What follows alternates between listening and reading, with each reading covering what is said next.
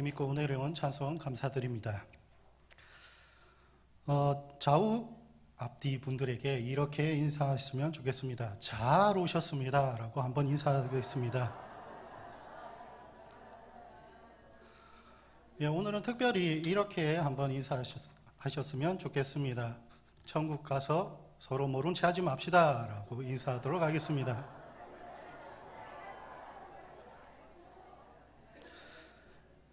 그렇습니다. 우리가 이 땅에서 어떻게 살아가든지 간에 우리는 결국 예수님을 통하여서 천국에 가게 되는 귀한 존재인 것입니다. 사람들은 저마다 자신을 나타내는 무언가가 있습니다. 누구는 자신의 지위를 나타내면서 자신의 존재함을 알리고, 또는 내가 배웠던 학식이나 또는 나이를 말하면서 자신의 존재를 나타내기도 합니다. 하지만 이 땅에 살아가면서 우리에게 있어서 우리의 존재를 가장 가치 있고 또한 가장 값진 것으로 나타내는 것이 있으니 그것이 무엇이냐? 바로 천국의 시민이 되는 것입니다. 하지만 우리가 이 세상을 살아가며 깨닫는 놀라운 비밀은 무엇입니까? 우리가 천국의 시민이 될 수 있는 기회를 부여받았다는 것입니다. 이것이 우리에게 가장 큰 은혜이며 하나님이 우리에게 베푸시는 가장 영광스러운 선물이 됩니다. 그 천국 시민권을 가지고 그 믿음을 지키며 살아가는 삶이 우리에게 축복이요 또한 세상을 살아가는 지혜이자 용기가 됩니다. 그렇다면 우리는 이 시민권을 가지고 어떻게 살아가야 하겠습니까? 먼저 우리의 소망을 하늘에 두어야 합니다. 천국 시민권자는 이 정체성이나 또는 존재에 대하여서 완전히 다른 사람입니다. 이 세상에서 어떤 일이 벌어지든지 간에 우리는 천국 시민으로서 영광의 자리에 참여하게 될 것입니다. 때로는 우리 앞에 아픔이 찾아오기도 하고 감당하지 못할 것 같은 슬픔이 나타나기도 하지만, 그런데도 우리는 천국의 소망을 두고 있기에 다시금 삶을 영위할 수 있는 원동력이 항상 존재한다는 것입니다. 그런데도 우리는 무엇입니까? 이렇게 쓰러지는 땅의 것을 전부라 생각하며 살아간다는 것입니다. 그 가운데서도 우리는 그 땅의 것을 생각하며 살아가지만 동시에 하늘의 것을 소망할 수 있는 그러한 권세를 우리가 받게 되었습니다. 우리가 그것을 땅의 것을 용감히 버릴 수 있는 것은 하늘로부터 받게 되는 은혜가 이 땅에서 받는 어떠한 것보다도 바꿀 수 없는 가치를 지니고 있으며 어떠한 가치보다도 더 높고 위대하다는 사실을 믿고 있기 때문입니다. 우리가 김장을 할 때 소금에 절이지 않습니까? 비록 소금에 절인다면 그 배추의 싱싱함이나 신선함이 죽게 될 것입니다. 하지만 그런다고 해서 소금을 적게 넣거나 아니면 그 시간을 짧게 가진다면 그 배추는 김치가 되는 것이 아니라 결국 겉절이가 되고 말 것입니다. 그래서 그 소금에 푹 절이는 그 과정이 되지 못하면 그것은 김치가 아닌 겉절이로서 나타나게 되는 것입니다. 물론 여기 가운데에서는 김치보다 나는 겉절이가 좋다라고 하는 분이 있을 수 있을 것입니다. 나는 신선하게 먹는 것이 좋다라고 하는 분이 있을 것입니다. 하지만 우리가 어떻습니까? 기왕에 믿는 것 푹 절여서 한번 김치로서의 신앙을 가져보는 것이 더 좋지 않겠습니까? 그 김치가 되면 어떻습니까? 찜을 해도 맛있고 또 찌개에 넣어도 맛있는 것입니다. 하지만 겉절이는 그냥 겉절이로서만 먹게 되지 다른 무언가가 되기는 힘들게 된다는 것이지요. 그래서 우리가 언제나 그 하늘의 소망을 두면서 하나님께서 주시는 그 은혜에 푹 절이게 되는 그러한 자가 되기를 주님의 이름으로 소망드립니다. 우리 말씀 한 절 읽도록 하겠습니다. 골로새서 3장 2절입니다. 골로새서 3장 2절 다 같이 한 목소리로 봉독하겠습니다. 시작.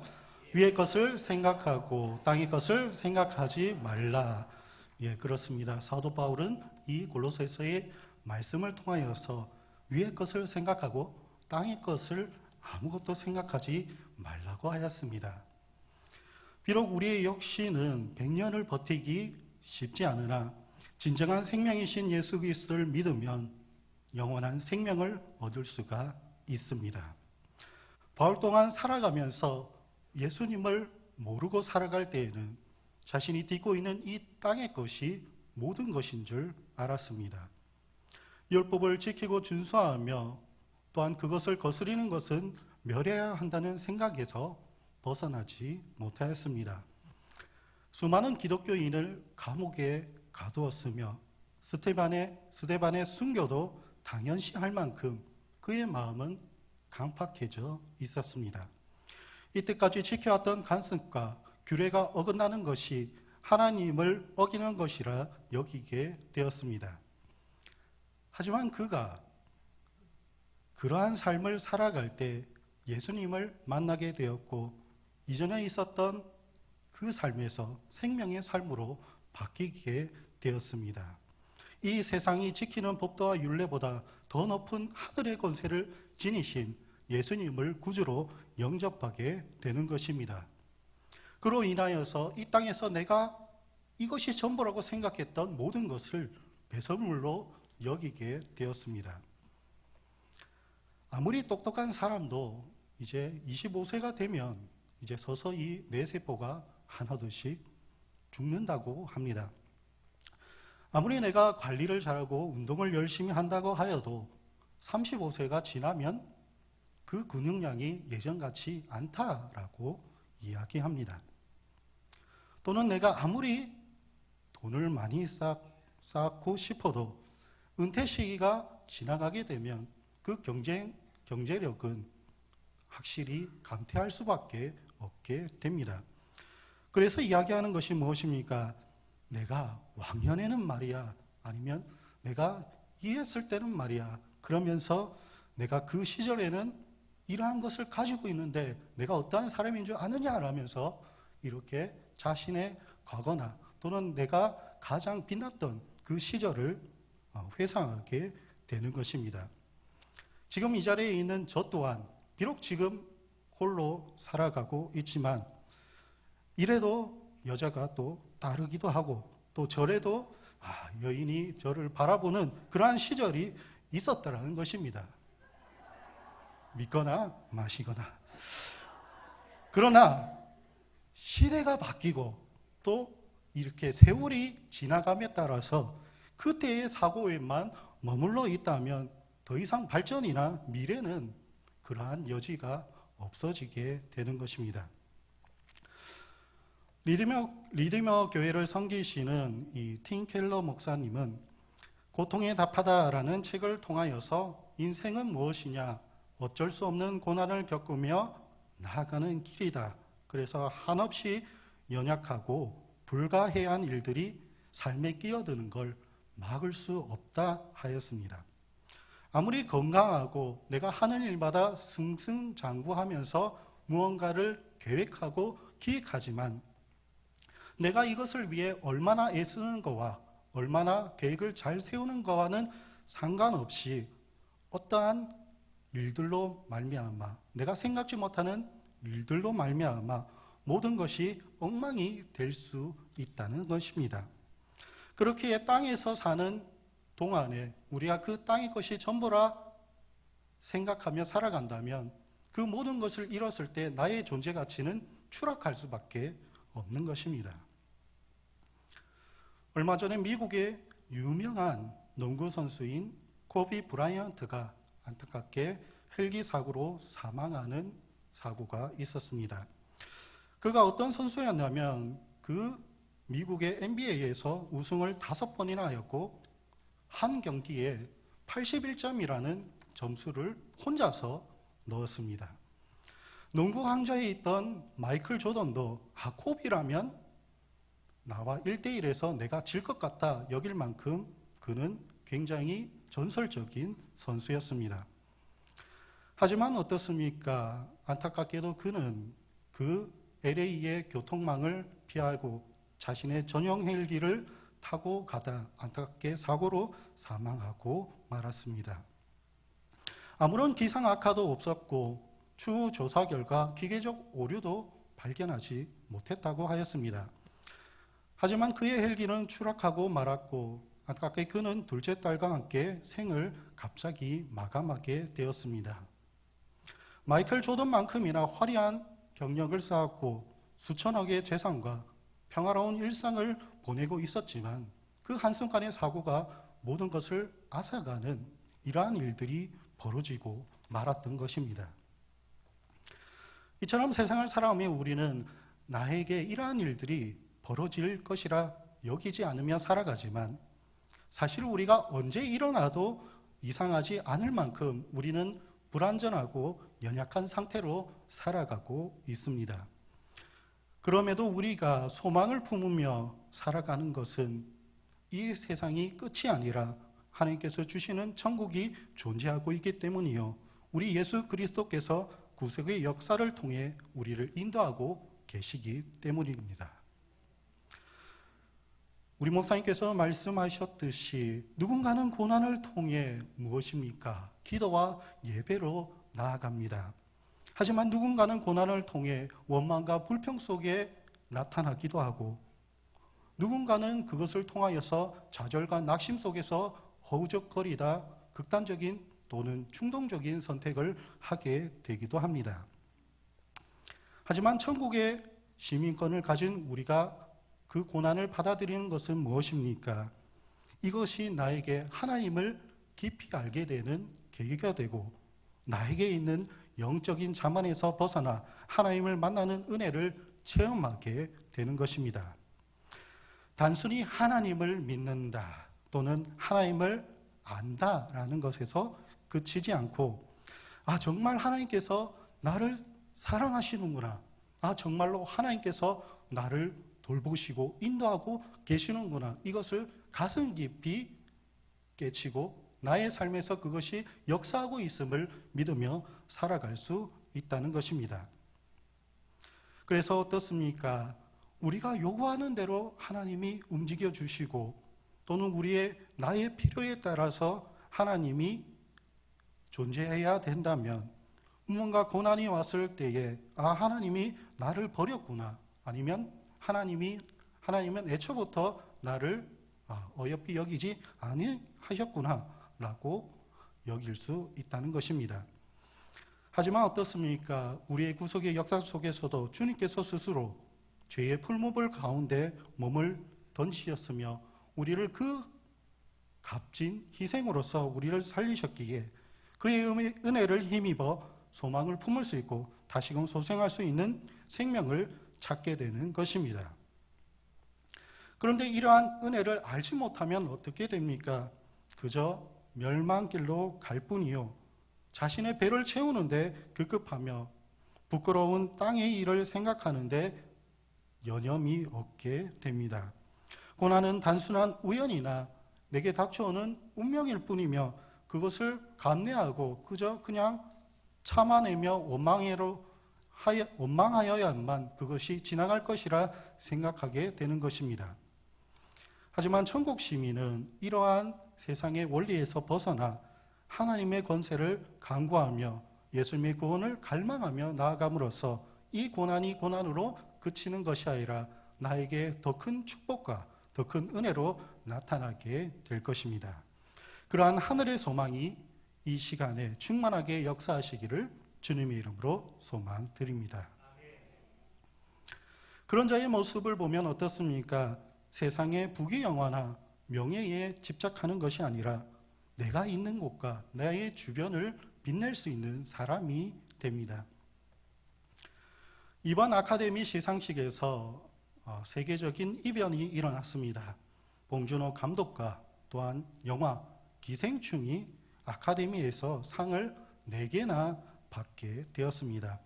작품상과 감독상과 각본상과 국제영화상을 받게 되었는데 비영어권으로서는 사상 최초라고 합니다.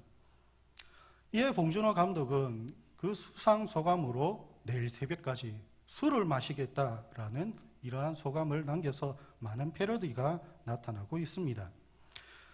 그래서 그들은 자리를 옮겨 작은 클럽에서 한식을 즐기며 시간을 보내고 있었습니다. 그런데 그 같은 시각 그곳에서 5분 거리에 있는 곳에서는 미국의 대표적인 패션 올가지인 베니티 페어라는 파티가 열리고 있었습니다. 이 파티는 아카데미 시상식이 열리는 날에 수상 후보들과 유명한 사람들, 정말로 TV에서나 볼 법한 이러한 사람들과 함께 열리는 파티입니다. 그래서 공식 행사는 아니지만 이 아카데미 시상식과 더불어 이 상류 사이에서 이 베니티 페어 파티의 초청장의 수령 여부가 굉장히 화제가 되기도 합니다. 그런데 이 아카데미 시상식의 주인공이 분명한 봉준호 감독은 새벽 1시가 되어서야 그 자리에 나타났습니다. 그리고서는 단 20분 정도만 그들과 머무르다가 그곳에서 벗어나 조그마한 한식 식당에 모여 새벽까지 술을 마셨습니다. 세계적인 상을 휩쓴 기생충 팀은 고작 30석이 되지 않는 조그마한 식당에서 만찬을 이어갔습니다. 그 기생충 영화가 그 세계적으로 각광을 받았던 이유는 무엇입니까? 실제로 우리 한국에서도 무려 30만 명이 반지하에 지금 살고 있다고 합니다. 90%가 수도권에 그리고 경기도에 있다고 합니다. 그런데 이러한 반지하의 이러한 삶이 전 세계적으로도 이것이 충분히 공감할 만한 내용이 된다는 것입니다. 반지하에 살면 어떻게 됩니까? 주거 공간이 좁고 또한 햇볕이 잘 들지 않고 습도가 항상 차 있기에 곰팡이와 항상 싸워야 되는 삶을 살아가게 됩니다. 그곳에서 나타나는 그 쾌쾌한 냄새는 아무리 빨래를 하고 깨끗한 옷을 입어도 쉽사리 지워지지 않는 냄새인 것입니다.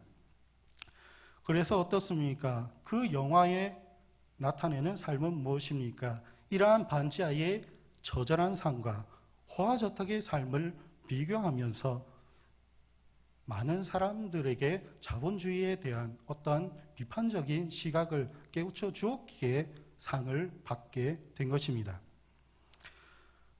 봉준호 감독이 그러한 영화를 만들므로 상을 받았는데 그가 호화로운 저택에서 유명 인사들과 함께 화려한 파티를 즐겼다면 그가 가지고 있는 그러한 상의 의미가 퇴색될 수 있었을 것입니다. 하지만 그는 그가 한 말을 지키면서 작은 자리에 머물렀기에 그가 했던 소감이 더욱 빛나게 되었습니다. 그래서 그는 감독상을 받으면서도 같이 후보에 오른 4명의 후보자를 지켜 세우면서 이 상을 나눌 수만 있다면 이 상을 5개로 나누어 영광을 나누고 싶다고도 하였습니다. 그가 스스로 자신을 낮춘다고 하여서 그가 받은 상의 가치가 떨어지는 것이 아닙니다. 이미 그는 상을 받은 순간부터 세계적인 감독의 반열로 올라서게 된 것입니다.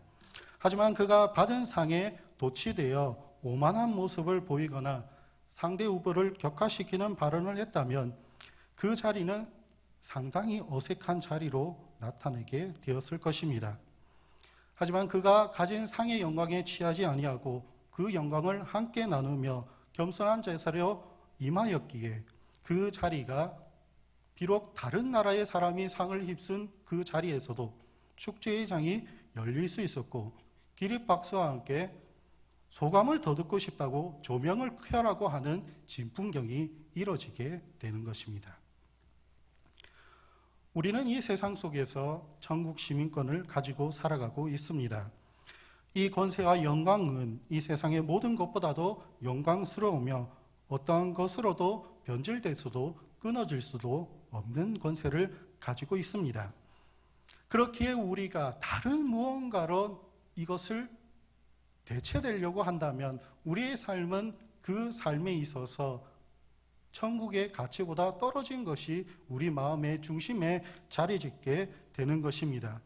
그러할 때에는 반드시 죄악된 결과로 오만과 교만한 자리에 서게 되고, 또는 우리가 그 죄가 있는 곳에 머물다가 떠나게 되는 결과로 이어지게 되는 것입니다.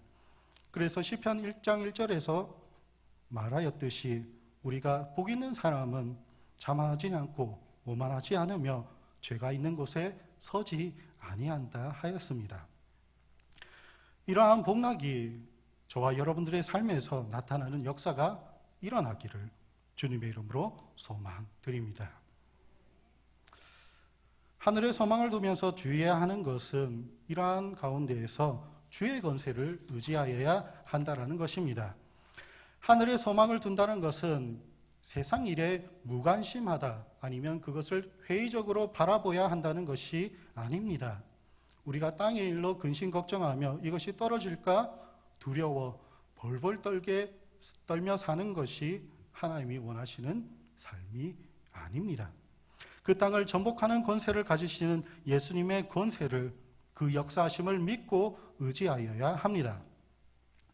그렇지 않다면 그 모습은 천국 시민으로서의 영광스러운 모습이 아니라 어딘가 모르게 부족하고 어딘가 모르게 연약한 모습으로 나타날 수밖에 없습니다. 세상의 유혹이 몰려올 때 우리는 너무나 무력하게 넘어집니다. 또는 우리에게 아픔이 찾아오게 되면 우리는 너무나도 연약하게 쓰러지고 맙니다. 또는 내가 쾌락에 빠져 세상의 욕망에 사로잡혀 있을 때 하나님을 등한시하기도 하며 때때로 세상을 살아가는 회의에 빠져 허우적거리기도 합니다. 우리는 천국 시민권자인 것은 알겠는데 왠지 내 삶을 보면 그런 것이 나타나지 않는 것 같고, 나 자신을 보아도 천국 시민으로서의 모습이 보이지가 않습니다. 그러나 우리가 이러한 사실과 현상에서 이것을 극복하는 것은 우리가 그것을 통하여서 완전케 하신 예수 그리스도를 기다리는 존재이기 때문입니다. 그래서 우리의 부족한 모습, 우리의 연약한 모습 속에서 예수님께서 그 부분을 완벽하게 채워주시고 우리를 그 은혜로 인도하실 것입니다. 그래서 사도 바울은 고린도전서 15장 57절에서 이렇게 말했습니다. 다 같이 읽겠습니다. 우리 주 예수 그리스도로 말미암아 우리에게 승리를 주시는 하나님께 감사하노니. 아멘. 이러한 승리와 감사를 모르면 이 세상은 단순히 고난을 견디는데 그치거나 단순히 한탄하는데 머무르고 말게 됩니다. 에드거 앨런 포라는 미국의 유명한 시인의 대표작으로 더 레이븐이라는 시가 있습니다. 큰 까마귀 갈까마귀라고 이름을 가지고 있는 이 시의 특징은 문자의 끝 은율이 이제는 끝이다, 두 번 다시 뭐뭐하지 않을 것이다 라고 하는 네버모어로 끝난다는 것입니다. 이 시인은 이 시를 통하여서 레노아라는 여성을 등장시키고 있습니다. 그래서 그 여성을 기르며 그 사랑을 노래하려고 합니다. 하지만 그러할 때에 창문을 통해 날아온 까마귀가 나타나 그 끝마디마다 nevermore, nevermore 이렇게 소리치고 있습니다. 시인은 계속해서 레노아를 기억하려 하고 그 사랑을 생각하려 하지만 그 까마귀는 계속해서 nevermore를 외칠 뿐입니다. 그 행위가 의미 없다. 그 행위가 이제는 아무것도 아니다 라고 이야기하는 것입니다. 그러니까 이렇게 해도 nevermore, 저렇게 해도 nevermore 이렇게 하니까 이 시의 분위기가 어떠하겠습니까? 당연히 우울하고 어두운 가운데 빠져들 수밖에 없는 것입니다.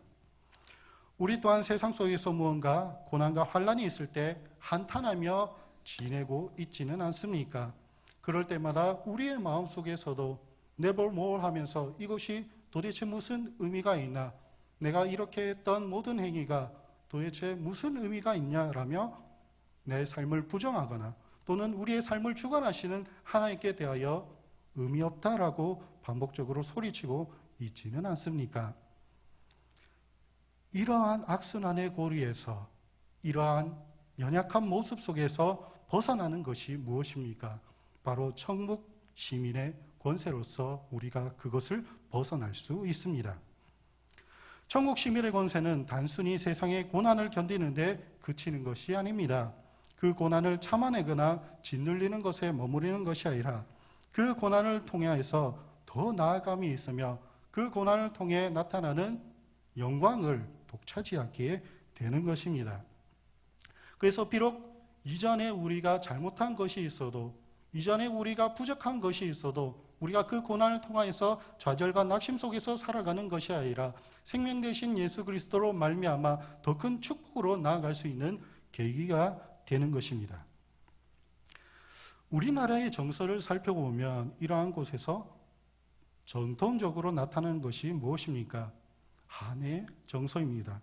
무언가 한이 맺히고 또 무언가 참아내면서 인내하면서 그 가슴에 사무치는 한을 우리의 정서가 가지고 있다는 것입니다.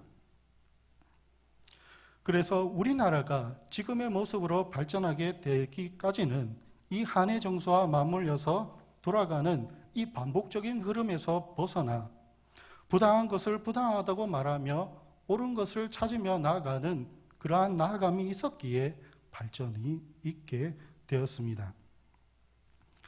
비록 주로 여성분들에게서 나타내지만 82년 김지영을 통하여서 간접적으로 나타나였지만 그 한의 정서는 어떤 명절날의 고부갈등이나 또는 육아와 일 문제 등으로 나타나는 합리적이고 논리적인 문제로서 나타나는 것만이 아니었습니다. 이 가운데서도 이러한 일들을 겪으신 분이 계시겠지만 여성분들에게는 아예 재산권 자체를 상속하지 않았습니다. 심지어는 아무리 똑똑하다고 해도 아들에게 기회를 주고자 일하고 공부를 하지 말라고 하는 집도 있었습니다. 여자가 정치에 참여하게 된 것은 임시정부가 들어서는 1919년도에야 보장되게 되었습니다. 우리가 전례 내려오는 속담에도 어떻습니까? 암탉이 울면 집안이 망한다. 아니면 어딜 여자의 목소리가 담장을 넘어가느냐라고 이렇게 이야기하는 분도 있었습니다.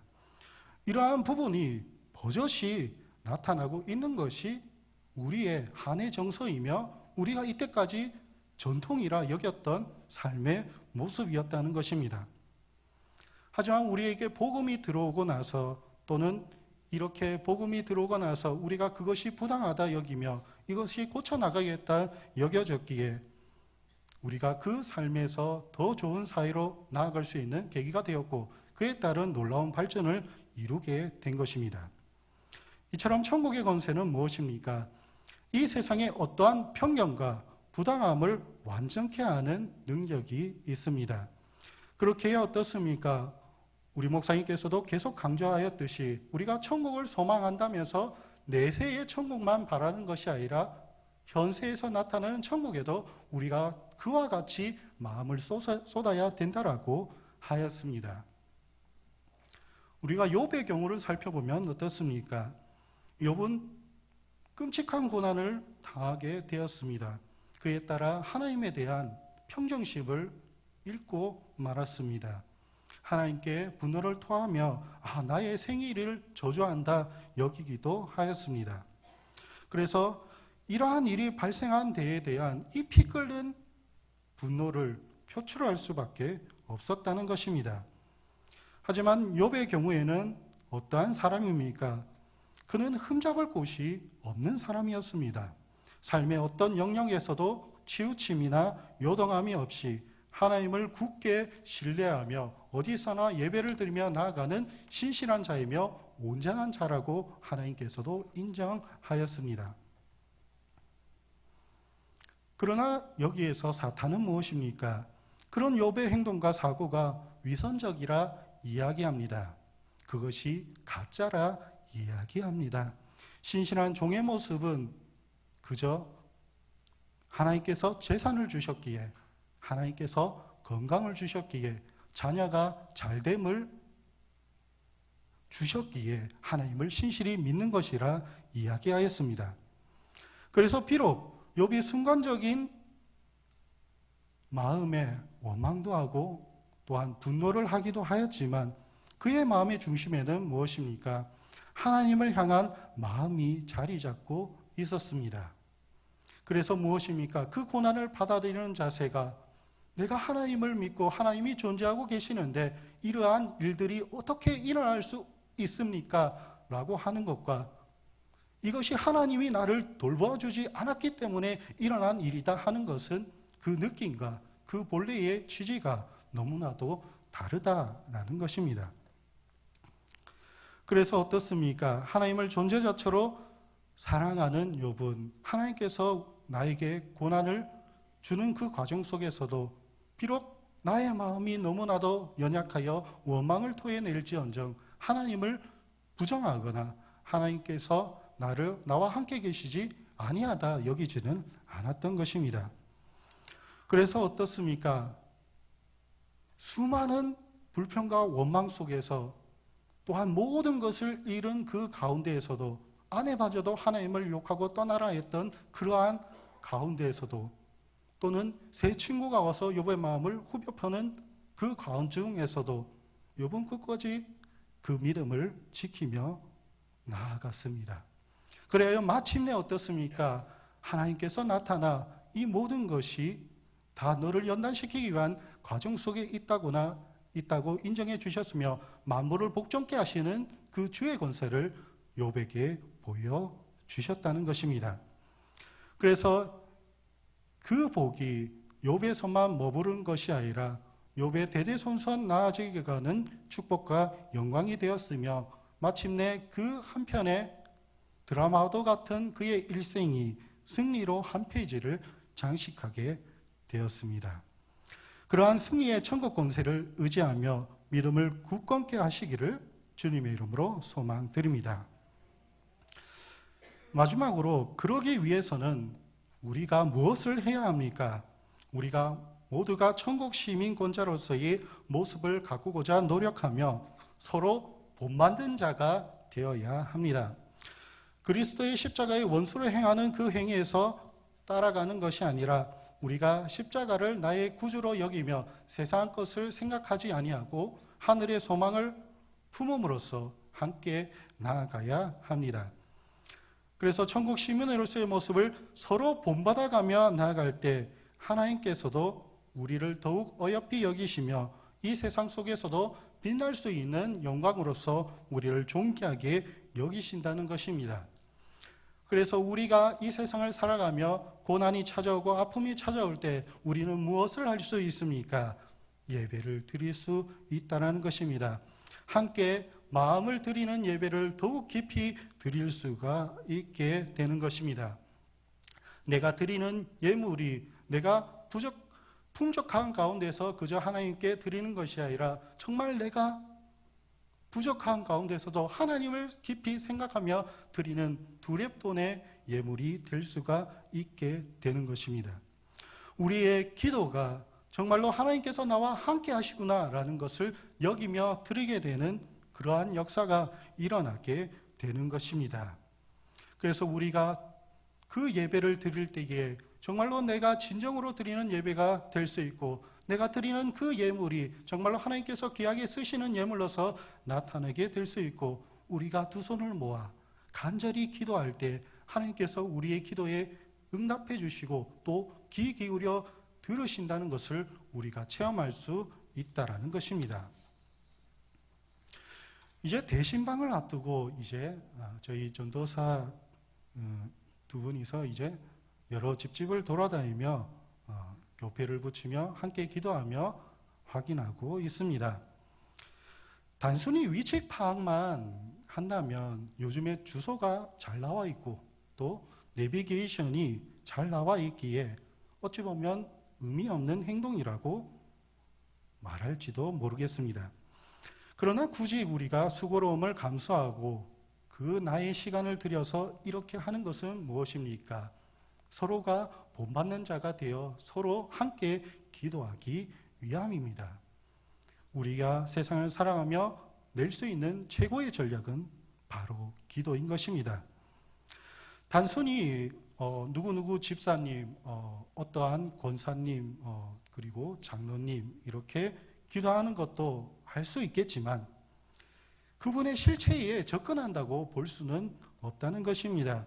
그래서 어떻습니까? 저 빌라에 살고 계시는 그 집사님 또는 저 아파트 몇 동 몇 호에 살고 계시는 그 권사님을 위해 기도할 때에 그 권사님의 실체에 조금 더 가까이 다가올 수 있고 더욱더 마음을 다하여 기도할 수 있는 선명한 기도가 된다는 것입니다. 우리 또한 예수님 앞에 기도할 때에 어떻게 기도합니까? 단순히 예수님을 향하여 기도하는 것이 아니라 베들레헴에서 나신 예수님, 그래서 나사렛이라는 동네에 자라나시고 그래서 수많은 기적과 이적을 베푸시며 우리를 죽음에서 건지시고 부활하신 예수님을 향하여서 기도하게 되는 것입니다. 그래서 우리가 단순히 구주를 믿는 것에서 그치지 않고 베드로의 고백처럼 주는 그리스도시요 살아계신 하나님의 아들이십니다 라며 기도할 때에 우리가 그 예수님의 실체에 더욱더 깊이 다가설 수 있고 그 기도가 예수님과 더불어 하나님과 가까이 하는 깊은 기도로서 나타낼 수 있게 되는 것입니다. 이러한 기도가 서로를 엮어주게 된다면 또한 서로를 본받게 된다면 그리스도의 십자가를 더욱 가까이 하는 삶으로서 우리가 더욱 깊게 나아가는 공동체가 될 수가 있습니다. 가지가 아무리 단단하고 또 곧게 뻗어 있어도 하나로만 끝없이 뻗어난다면 그 가지는 언제 부러질 수밖에 없습니다. 하지만 그 가지를 한계를 걸고 또다시 엮는다면 그것이 어떠한 태풍이 불어도 견딜 수 있는 힘이 되고 또는 내가 떨어질 때 나를 받치는 그물이 될 수도 있는 것입니다. 그 위에 하나님의 능력이 임하고 하나님의 통치가 임할 때 곧 그곳이 천국 시민이 함께 모여 살아가는 천국으로서의 가치를 이 세상에 펼쳐 보일 수가 있다라는 사실입니다. 이런 놀라운 은혜와 축복이 언제나 하시기를 주님의 이름으로 소망드립니다. 말씀을 맺도록 하겠습니다. 우리는 무엇입니까? 천국의 시민권을 가진 사람들입니다.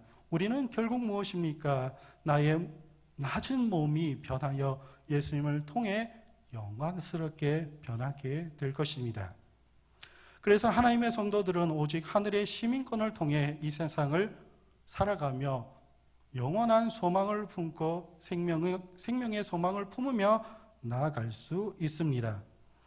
때로는 우리에게도 세상 사람들과 같은 고난이 찾아올 수 있고 내가 어찌할 수 없는 환난이 닥쳐오기도 합니다. 하지만 우리가 서로를 위한 기도가 있고 또한 서로를 본받아가는 모습이 있고 서로가 함께하는 소망으로서 예수님께서 함께 하신다는 그 믿음을 지키며 나아갈 때 그 고난은 우리를 고난으로서 괴롭게 하는 것이 아니라 그 고난을 통하여서 우리가 더욱 하나님을 깊게 알 수 있고 또한 그 고난을 통하여서 내가 더욱더 축복을 받을 수 있는 사람으로서 거듭나게 될 것입니다. 만물을 복종케 하시고 우리의 낮은 몸을 영광의 몸의 형체와 같이 변하게 하시는 권세를 가진 그 주님을 더욱 가까이 여기시며 하늘의 소망을 품으며 살아가는 저와 여러분들이 되시기를 주님의 이름으로 소망드립니다.